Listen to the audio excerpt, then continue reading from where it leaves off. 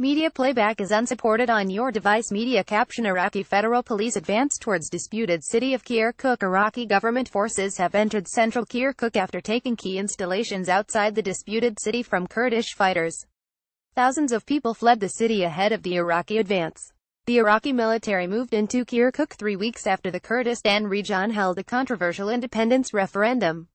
They are aiming to retake areas under Kurdish control since Islamic State militants swept through the region. Residents of Kurdish-controlled areas, including Kirkuk, overwhelmingly backed secession from Iraq in the 25th of September vote. While Kirkuk is outside Iraqi Kurdistan, Kurdish voters in the city were allowed to take part. Iraq's Prime Minister, Haider al-Abadi, had denounced the vote as unconstitutional. But the Kurdistan Regional Government (KRG) insisted it was legitimate. U.S. officials said they were engaged with all parties in Iraq to de-escalate tension, while President Donald Trump said they were not taking sides.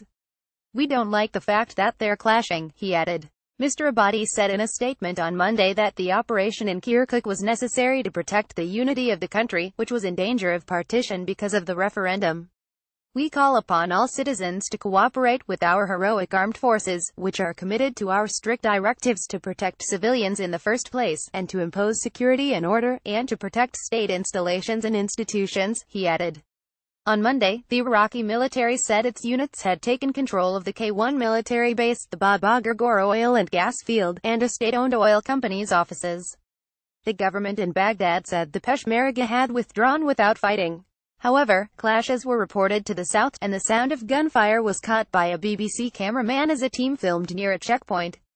By the afternoon, as thousands of people fled the city fearing impending clashes between the two sides, Iraqi military vehicles were rolling into the heart of Kirkuk.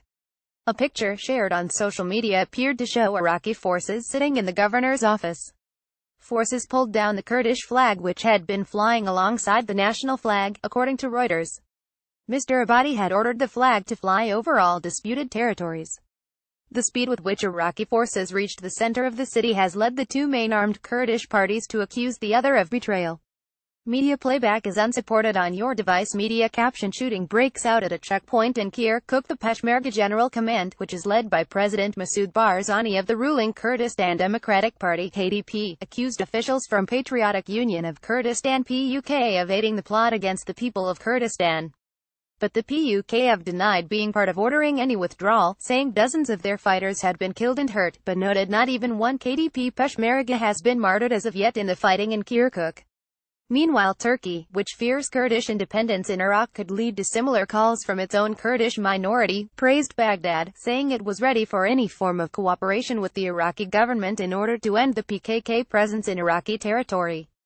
The PKK, or Kurdistan Workers' Party, is a Turkish Kurdish rebel group which has been fighting for autonomy since the 1980s.